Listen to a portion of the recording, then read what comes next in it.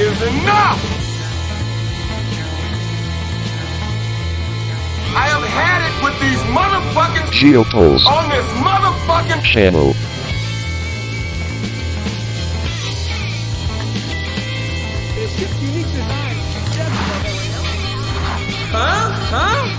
Oh, come on! You gotta admit this is cool! Oh shit, here we go again.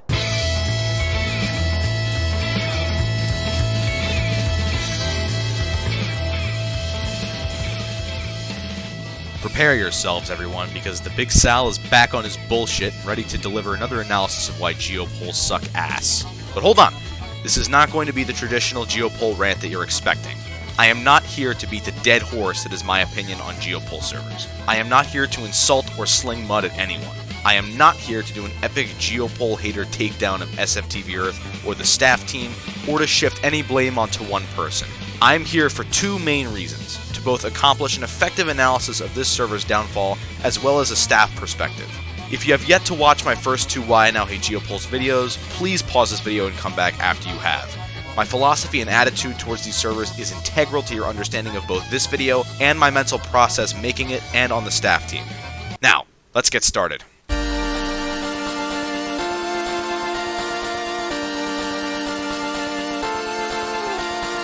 A few days ago, as of the time of me recording this, ADUBS announced he would be closing the server. But in the final weeks of its life, events had stopped, on-server politics had grinded to a halt, the player base had gone non-existent, and the staff had completely abandoned the project. That is why I have no trouble looking back on this server and delivering my brutally honest autopsy, because by all accounts, this server is dead.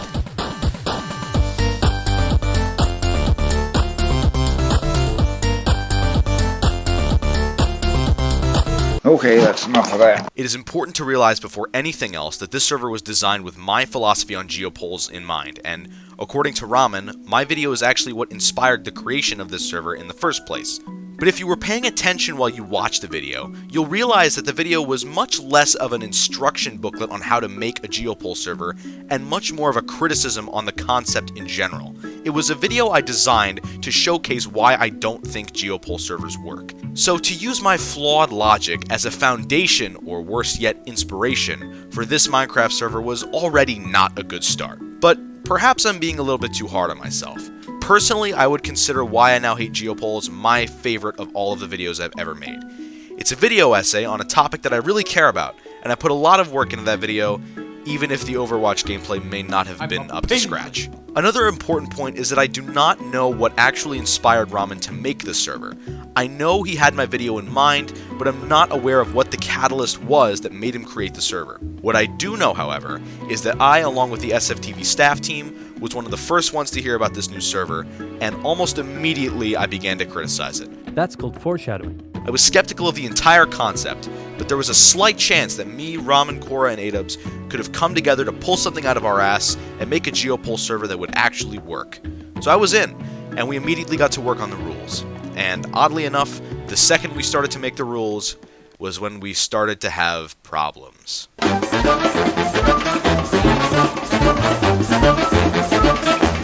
Jesus fucking Christ! One of the main complaints we got about this server was probably the most simple. Too many fucking rules. And I don't disagree, but hear me out on this one. My idea of a perfect Geopol is one that doesn't exist, but if it did have to exist, it would be well regulated and well monitored. I mentioned in the first video that in the absence of strictly enforced rules, the problem players will step in and make their own rules irrespective of the server's existing ones. Oftentimes, these rules would include things like say as many slurs as possible, or act like an SS officer even though you're a 14-year-old high school student with geometry homework due tomorrow. This almost Machiavellian might-makes-right system of PvP clans and influential players bending the rules and swaying the server's staff to be more lenient to them would not be allowed to slide on this server, and so we knew we needed to make sure that these players were eliminated. The first step was a whitelist. Every single player who joined needed to register their name with a whitelist. This was mistake number one. Adding a whitelist did help remove the problem players, but it also unnecessarily blocked literally every normal human being that could have joined the server and by extension the community. It's like getting frostbite on your pinky and so you chop off your hand. The whitelist put up an unnecessary wall between the server and the outside world, and completely eliminated the possibility of new and productive players coming in, and thus perpetuating server politics as well as the community at large. We could have very easily simply moderated the server more to make sure we didn't get problem players, while at the same time accepting these new productive players and eventually integrating them into the community. But unfortunately, the whitelist mistake wouldn't be rectified by staff until it was too little too late. In addition to the issue of the whitelist, the staff team just had way too many fucking rules. We had the standard stuff, no griefing, no hacking, no racial slurs, don't be a Nazi, simple stuff. But eventually it evolved into rules against building bridges over water that are more than 100 blocks long, or canals more than 50 blocks long, or underwater railways. But the worst offender by far was the rules about war. Now for those of you out there unfamiliar with SFTV's Geopol past, we all used to play on a server called Xylem Earth. This server was run by Korra, with the biggest nation being the United States, where I met Adubs, Ramen, Iron, Callow, and all the rest. This server was 95% peaceful players and builders, but despite this, staff added a war plugin, and to make a long story short, this was poorly implemented and poorly regulated and ended with a PvP clan joining, exploiting the system, and completely killing the server either through sieging everybody or scaring off all the peaceful players. For us, this experience was a lesson, and our main goal regarding war was to make sure that it was regulated so something like this could never happen again. But once again, in our noble attempt to block these PvP clans, we ended up over-regulating war to the point that it was not even worth the trouble. So let's say you want to start a war. Well, first you and the other nation both have to be enemies in the game itself, using our Townie plugin. Then you had to type up an official justification of war against them in a specific channel in the Discord. Once staff approved your justification, which you needed, 48 hours would have to pass before you could declare the war. Then you would declare the war, and you and the other nation would have to agree on a battlefield that staff would then make into a PvP zone, with different rules on stealing and killing. Then if 72 hours pass, or if a peace treaty, that also has to be overseen by staff by the way, is signed, then the war is over and the attacker has to wait 72 hours before starting another justification. The war system was so Byzantine in its bureaucracy that it made the concept of war just way too much of a hassle to even bother with, and I certainly would blame this on helping politics to stagnate. On top of making bullshit rules, we at the staff team also had a tendency to shut down a lot of the player-made solutions to these issues. One of these was the Union of Villager Rights. My good friends Holland and Tree came to me with this suggestion that was meant to function as a sort of labor union for villagers, ensuring their fair housing and freedom and things like that. I was 100% on board, and I thought that this was just the kind of good LARP that I mentioned in the first video that we were looking for on the server. I told the rest of the staff, and Adubs vetoed it. He argued that the UVR would poke their noses into people's businesses who didn't want to deal with the LARP aspect, which was a fair complaint until you realized that Adubs and his country controlled 100% of enchanted books from villager trades for the first half of the server's lifespan. I'll get more into this later, but it still pisses me off to this day that well thought out player-made ideas were shot down because of a conflict of interest. They took Carter's peanut farm away for a reason, Adubs. Teach history's greatest monster! Looking back on it now, I agree 100% that these rules are just too much. But in our defense, we had been burned so many times by PvP clans, dickheads, LARPers, and generally people who just wanted to ruin these servers, that we were not about to make the mistake of allowing them onto SFTV Earth. We wanted to make sure that the server had concrete rules that were enforced consistently and often, but we ended up over-regulating and micromanaging the server to the point that it was no longer fun. In hindsight, some of these rules ranged from pointless to nonsensical to downright bullshit. Ironically, the overregulation of the server was probably the largest contributor to its downfall. We did not want this experiment to fail, so we ended up making rules that ended up doing way too much to block them from the server. And as a wise turtle once said, "One often meets his destiny on the road he takes to avoid it." What sucks is that despite all of these rules, we still managed to miss important stuff. For instance, we didn't make any rules against things that could destabilize the server economy, which leads to the next problem that we had.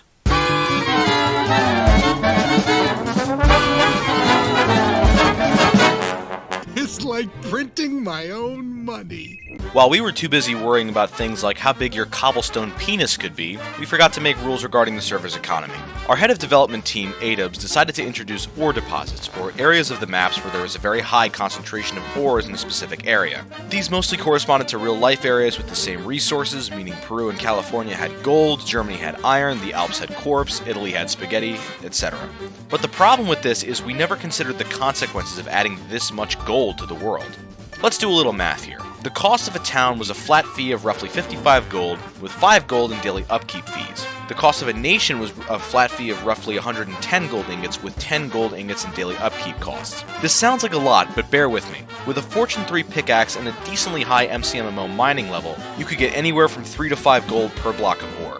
Not to mention that MCMMO mining also gives a chance to smelt more gold than you put in, so you could realistically get up to 7 gold ingots per block that you mine. Repeat this for an hour or two at a deposit zone and you have enough money to keep your town up for real life weeks. I remember coming back to Sicily with literally thousands of dollars in gold after only a couple hours in California. After a few weeks, the top players on the server had tens of thousands of dollars, and money had essentially become worthless. But just in case you thought gold could have been supplanted by a new currency, all other items were basically worthless too, because everyone had so much money at that point that the price points of anything became meaningless. Other ores couldn't be used because they were also affected by broken deposits, MCMMO mining levels, and Fortune 3 pickaxes, so they were also worthless. I mean, just fucking look at this. The only other valuable semi-mass-producible items, is that a word, that could have been used were enchanted books. But not to worry, because those were fucked too.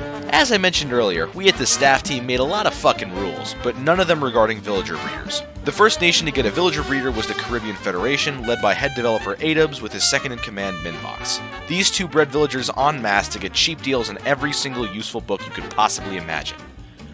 Mending, unbreaking, sharpness, efficiency, looting, and more. You name it, they sold it, and for a massive fucking markup at that. They got away with that markup too, because as I mentioned earlier, they were the only ones selling books for most of the server's lifespan. Or at least during the time in the server's life when most players needed the books the most. If you wanted to enchant your shit, you had two options: roll the dice at the enchantment table, or haul ass to Panama to buy mending books for 200 apiece? Are you shitting me? This sounds like a lot, but let me remind you, I could mine 200 in gold with one hand digging in my ass for brown gold. Not only did the prices start low, but they continued to go down until they reached 50 gold apiece. So now, not only was money worthless, but powerful tools and weapons were practically worthless as well. Oh, you died and lost all your shit? Well, guess what, buddy? With a boat ride to the Caribbean and 20 minutes in California, you can get all your shit back and then some. This is going to be one of the shorter segments of the video, but in my opinion, it's probably the most crucial. Overabundance of gold and overproduction of enchanted books meant that literally every meaningful method of transaction on the server was worth nothing. And without a meaningful form of currency, the server economy basically disintegrated, and the server itself was soon to follow. But let's take a detour to talk about something even worse. Something that I mentioned in my original Why I Now Hate Geopols video. Staff mismanagement.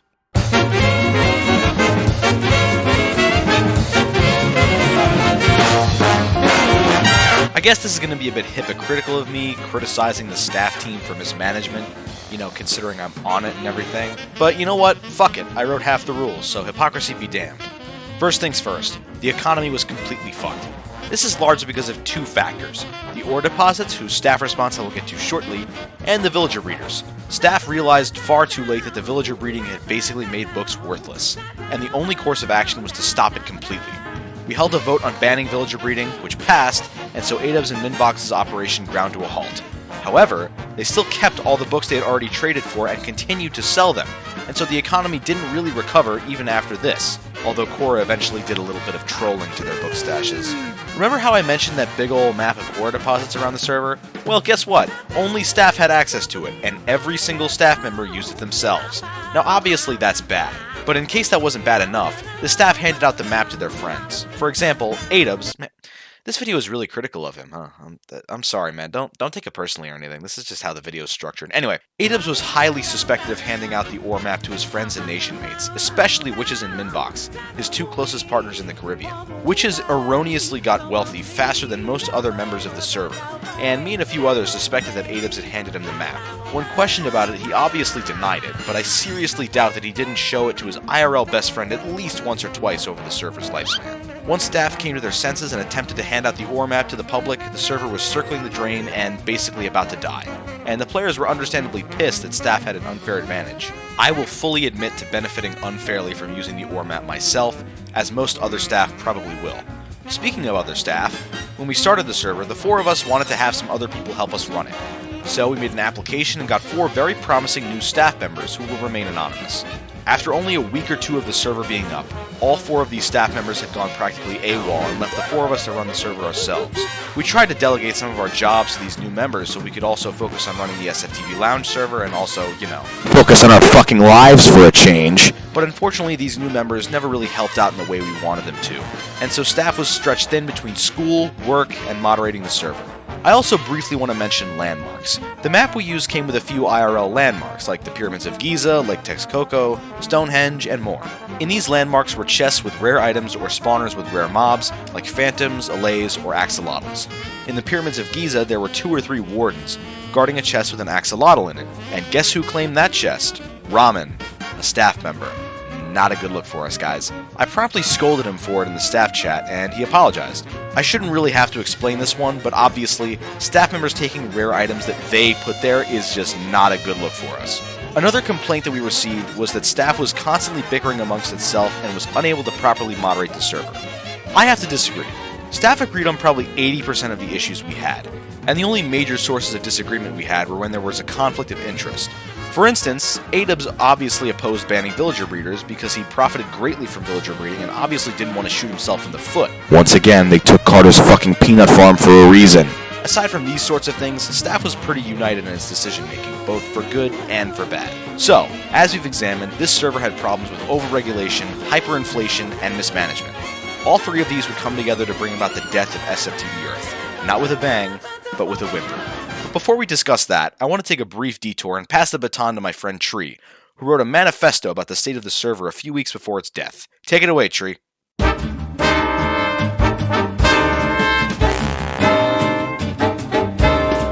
There is a lot to be unpacked here, and I'm going to try to tackle everything, so I'll break it down into parts.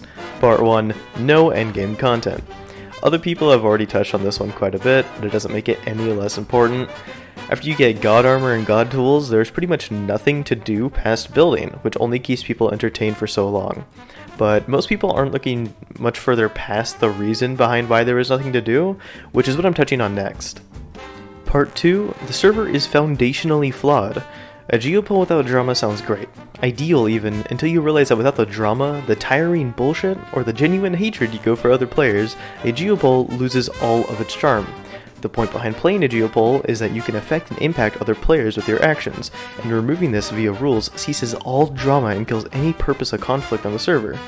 You cannot have a game that relies on both positive and negative social interactions to only have positive social interactions. That isn't how politics works. Part 3, the economy is broken. Anyone with half a brain already knows the server's economy is absolutely fucked, but this can mostly be blamed by one problem: the sheer amount of resources. When it comes to Minecraft, you typically have an infinite world with infinite resources, but the interesting thing about Geopols, and something that the server tried to replicate, was the real-world scarcity of resources. But this largely gets thrown out the window for a few reasons.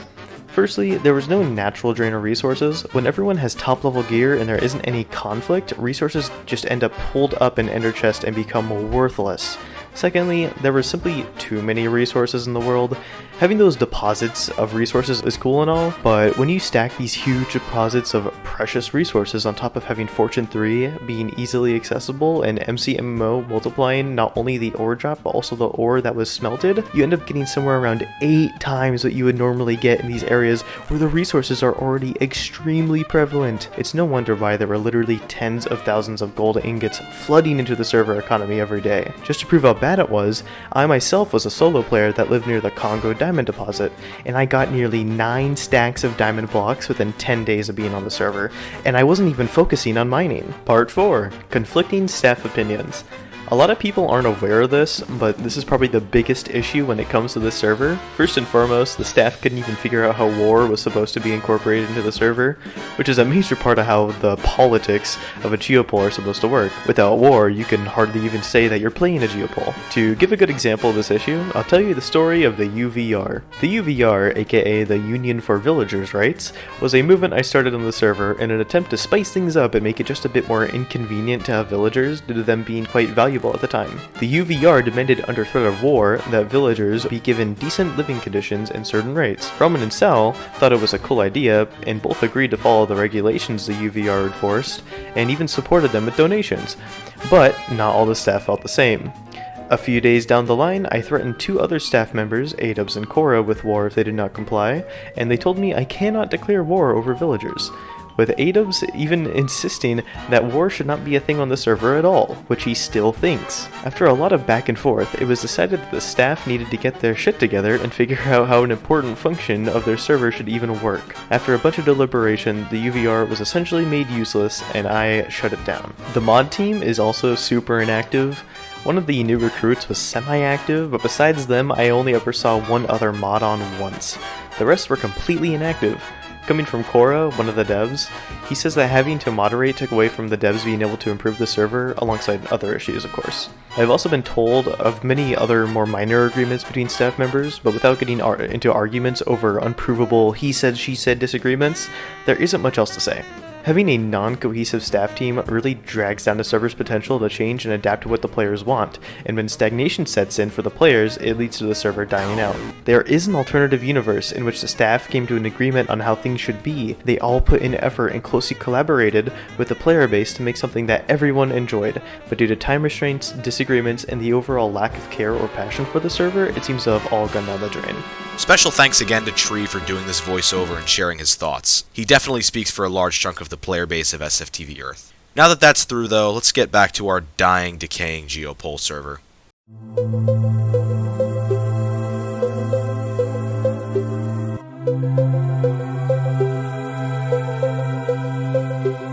After only a few weeks of being up, the server was completely stagnant. There was no reason for anybody to play anymore. There was no nether, no end, and no real goals to work towards. There was no real war, and the largest nations had no inclination to fight each other. The only time the server even came close to a war was when Cora and I tried to go to war with Ramen, on paper for Scottish independence, but in practice for content and to revitalize interest in the server. And when Ramen saw this justification, he immediately folded to us because he didn't want to fight the war. I guess I can't really blame him due to both the state of the server and the fact that he cited real-life issues. And in any case, war was basically not allowed to progress both due to the entangled web of bureaucracy and because it would have disrupted the very delicate balance of players. If war broke out, peaceful players would have left, and if it didn't break out, the PvPers and LARPers would get bored and leave themselves. All of this combined meant that the server was basically bleeding new and returning members by the day, politics had not progressed in weeks, the server economy entered freefall, and efforts by staff to revive the player base ultimately failed. And in the end, SFTV Earth died. Before I end this video, I have a few final thoughts regarding Geopols as a whole. The other day I watched James V's retrospective on Xylem Earth and not only got a bit nostalgic for the server and old times, but I also realized something. Every single Geopol that this community has created or joined was an attempt to revive the magic of Xylem Gamma, or the biggest and longest running incarnation of the server. We all happily join these servers thinking we'll recapture that magic, and every time we're disappointed. I don't think it's possible to recapture it anymore. Xylem Gamma and Geopols as a whole really were very much a product of quarantine, where we all really had nothing better to do but sit on our asses and play Minecraft for 12 hours a day. We all had so much fun because Xylem and other Geopols like it gave us a sense of friendship and community that we didn't really have in quarantine. So when quarantine ended and we all returned to our busy lives, we realized that Geopols just didn't have a place anymore. Xylem Gamma came to an end and we all moved on. But we never forgot the sense of joy from joining Xylem and having that sense of community during quarantine. I met so many of my current friends and content creators that, without Xylem, I don't know where I would have been. We need to realize that we will always be disappointed with the result of any new Geopol. Even if we do everything in our power to recreate it, we just can't match Xylem. I guess I've been lying to you all with the titles of these videos. I probably wouldn't be complaining about Geopols so much if deep down I didn't miss Xylem and the ideal of what Geopols should be. I still look back fondly on the fun we had with elections, wars, conflict, and more. As the saying goes, all good things must come to an end. I've done a lot of yammering about why SFTV Earth failed, but at the end of the day, I really think it failed because we all wanted it to be like Xylem too much. We were blinded by nostalgia, and we couldn't see the cracks forming right under our noses. If there's one takeaway from this trilogy of videos, is that Geopols are simply not fun anymore. If it's not fun, why bother? You want the game to push you to your absolute limit and force you to experiment and find out what works, and what sucks is when you find out what actually works just isn't that fun. Variety and options are sucked out of the game. You have these severe difficulty spikes that feel overlooked by the developers, and what happens is the player starts pushing back. You notice the cracks in the game's design, and when you push the game to its limit, sometimes it cracks and your enjoyment is ruined. I wish I didn't have to hate these servers and that I could give them a little more credit, but in the end, all of my original points from the first video still stand. These servers only worked once, and I don't think I'll ever truly enjoy them again. I had an opportunity to redeem Geopols and to make a truly worthy successor to Xylem, and I failed. I really sold the bag on this one, and obviously it's not solely on me that this server failed, but I feel like I have a large part in its demise. The guy who goes around YouTube saying how Geopols suck and how they can't be fixed has no business running a Geopol server. This server could have been great, and it wasn't, and for that I just want to say that I'm sorry. I would rather not spend my YouTube career complaining about these fucking outdated and disgusting servers, but I feel like we all know it's somewhat of an inevitability at this point. I don't feel like I'm ever going to stop complaining about these things until everyone else wakes up and realizes that Geopols need to go. But until that day comes where I resume my bitching, take my advice and stay the fuck away from these servers. It's good for you.